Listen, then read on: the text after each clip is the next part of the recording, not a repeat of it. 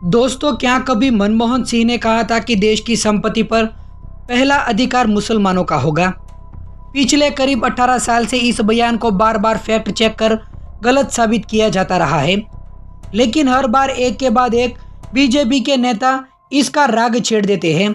इस बार खुद प्रधानमंत्री मोदी ने ही इस बयान दे दिया है। प्रधानमंत्री मोदी ने कहा कि मनमोहन सिंह जी की सरकार ने कहा था कि देश की संपत्ति पर पहला अधिकार मुसलमानों का है। माताओं बहनों, ये आपका मंगलसूत्र भी बचने नहीं देंगे। इसके साथ ही उन्होंने कांग्रेस के मैनिफेस्टो पर भी धार्मिक भेदभाव का आरोप लगाया है। प्रधानमंत्री के इस बयान पर बवाल मच गया है। कांग्रेस ने पीएम मोदी को झूठा करार दिया है। इस पर बयान जारी कर कांग्रेस नेता पवन खेड़ा ने कहा कि वे देश को हिंदू मुसलमान के नाम पर झूठ परोसकर बांट रही है। मेरी पीएम मोदी को चुनौती है कि कांग्रेस के घोषणा पत्र में कहीं भी हिंदू मुसलमान शब्द लिखा हो तो दिखा दीजिए। ये चुनौती स्वीकार करें या झूठ बोलना बंद कर दें। प्रधानमंत्री मोदी के बयान पर सोशल मीडिया पर तीखी प्रतिक्रिया भी हुई है, लेकिन सोशल मीडिया पर लोगों ने क्या कहा है, इसको जानने से पहले ये जान ले कि पीएम के बयान में ऐसा क्या कहा गया है कि बवाल मच गया और इसकी क्या हकीकत है। तो पीएम मोदी ने रविवार को चुनावी रैली में कहा था कि कांग्रेस ने देश की संपत्ति पर पहला अधिकार मुसलमानों का दिया है। इसका मतलब ये संपत्ति इकट्ठा कर किसको बांटेंगे? जिनके ज़्यादा बच्चे हैं उनको बांटेंगे, घुसपैठियों को बांटेंगे। ये कांग्रेस का मैनिफेस्टो कह रहा है कि माताओं बहनों के सोने का हिसाब करेंगे, जानकारी लेंगे और फिर संपत्ति को बांट देंगे। और इनको बांटेंगे जिनको मनमोहन सिंह की सरकार ने कहा था कि संपत्ति पर पहला अधिकार मुसलमानों का है।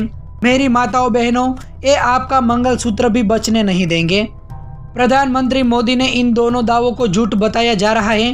कांग्रेस ने दावा किया कि उनके मैनिफेस्टो में हिंदू मुसलमान का जिक्र तक नहीं है।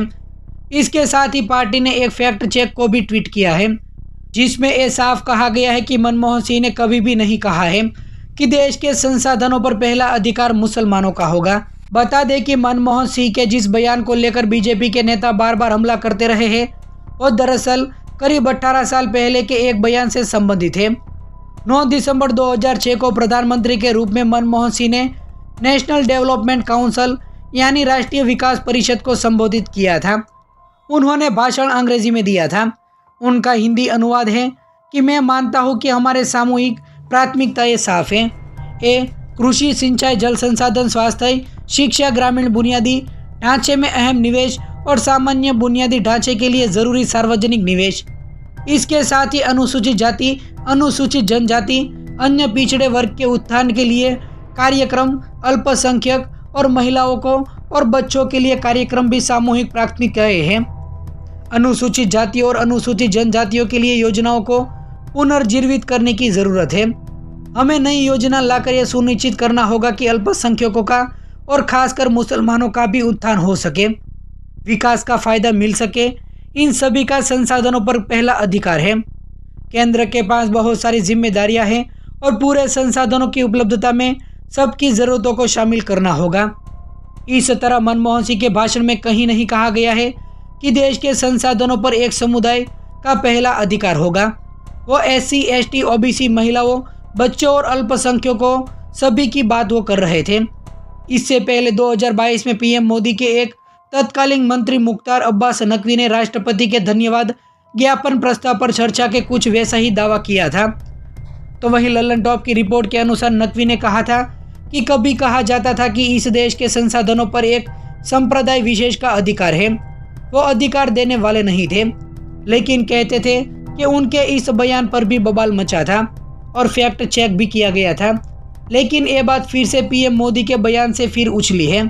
इस पर प्रतिक्रिया देते हुए विनोद कापड़ी ने लिखा कि जब 400 पार हो ही रही है तो इस स्तर तक जाने की क्या मजबूरी है। नरेंद्र मोदी जी, कम से कम प्रधानमंत्री पद का तो लिहाज कर लो।